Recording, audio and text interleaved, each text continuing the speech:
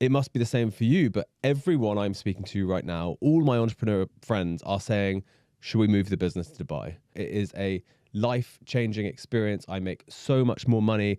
The connectivity is amazing. The freedom's amazing. The healthcare is amazing. I'm not seeing any downsides. So I know you love the Burj Khalifa. Have you been to Dubai? Yeah, and it's funny, at the beginning of the series, the first interview we did was with Daniel Priestley. Yeah. We wanted to talk to him about, teach us about entrepreneurship, teach us about business, talk to us about your expertise. And, he pretty much just indoctrinated you and I to be down a rabbit hole on Dubai that we weren't really expecting. And that was our first interview together. Yeah. That's how this relationship essentially started, was someone who knows a lot about business and the opportunities talking to us about why Dubai makes more sense currently than the UK. And it was also dependent on the budget. And then obviously, like you say, last week we just had the budget. It has been a bit of a disaster for certainly the business environment in the UK. Yeah. If the point of a country is to attract talent, to suck up talent, as Daniel Priestley said, you want to suck up talent, and you want to show that you're the best place to build and create and innovate so that global talent is excited to come to you like Britain has done over the last 10 years. Yeah.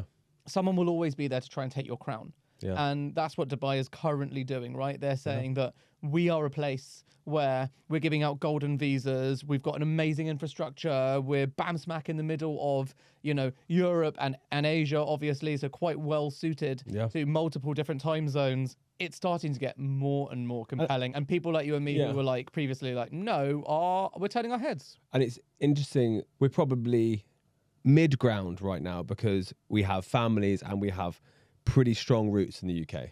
However, if I'm 27 doing what I was doing at 27, running a small but fast-growing company, let's say I didn't have a wife or I didn't have roots, I would have moved. I do think there's an angle here, which is like, what are you looking for from a city? So the reason I'm so connected to London and the reason I love London so much, my mum is, she speaks multiple languages. She's a historian. She loves history. So I've grown up loving history. London has an insane history. It's one of the most culturally relevant, interesting places in the entire world, full stop.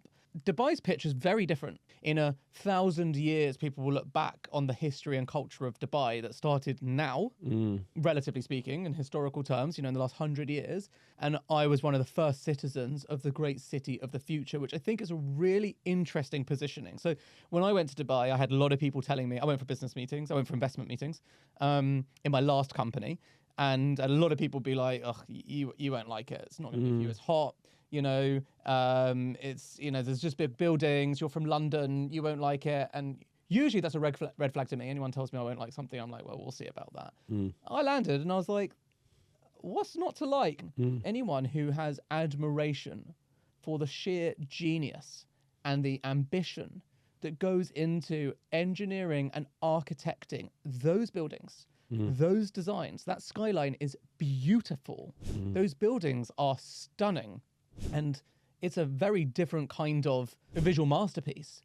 But I think it's really dishonest to pretend that it's not a masterpiece. It is insane. People drew that on paper and then they literally, through sheer will and ingenuity from a swamp wasteland, managed to create those insane buildings, including, as you mentioned, the Burj Khalifa, the tallest building in the world, which I've been to the top of, taken a photo. You can see, you feel like the whole Middle East are on there. It is unreal. Yeah. What do you think? Have you been? Have you been to the Burj Khalifa? Have you been to Dubai? I have been, yeah. And I think, for me, I actually thought it was awesome. I just thought the whole experience was so cool. And the network there was crazy for what I'm doing. And I just thought like I had an enormous amount of fun. And probably if left to my own devices, as my wife knows, we would move there. Not forever, but I would move there for 5 years. Because why wouldn't I try and have 5 totally transformational years of my life? Because I can always come back. And I think that's what's so smart in how they've designed what they have designed in terms of like policies and attraction is you can get super ambitious people who come from Europe, the States, whatever, UK, and we can go there 5, 6, 7 years. We can build there, build infrastructure, create jobs, create outcomes, and then obviously can leave. I think this is the key point. Yeah. If you are going to design a city like a startup founder would design a product. Yeah. So then let's take Dubai as a product. You would design 3 things.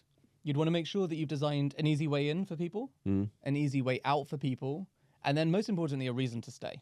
Yeah. Because that kind of like the freedom, the ability to know that I can get there easily, but also not feel like you're trapped. So in some countries, you're like, I get there easily, but am I ever leaving? So therefore, I'm not taking the risk. I don't want to go. This is like designed to be easy in, easy out, but then actually so alluring that you're like, wait, why am I leaving? Yeah. I should just stay. And that is by design. That doesn't happen accidentally.